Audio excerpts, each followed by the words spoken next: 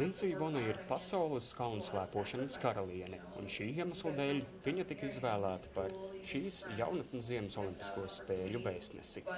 Lindsija šodien klātienē uzskatījās kalnu slēpošanas sacensību zēniem milzu slalomu disciplīnā, kur mūsu Miks Edgars Zvejnieks ierindojās ļoti atzīstamajā 13. vietā.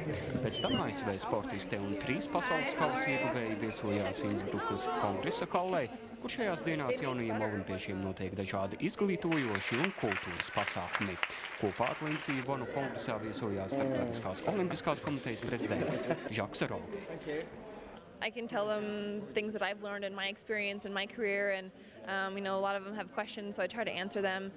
One of the curlers from New Zealand just asked me how she can prepare for her late night competition, and so I just try to give them whatever advice I can. I told her to sleep in as much as she could and make sure she eats at the right time. Tikmēr šajā brīdī Tiroles ledus arēnā notiek dažādu individuālo hokeja spēles elementu izpildes konkurss. Šajā disciplīnā reitinga līderis ir mūsu Augusts Valdis Vasiļjauns. Novēlēt laikam vajadzētu saņemt sevi rokās, aizmirst visu, kas notiek apkārt, un iziet uz startu un darīt to, ko viņš ir vienmēr mācījis darīt spēlē.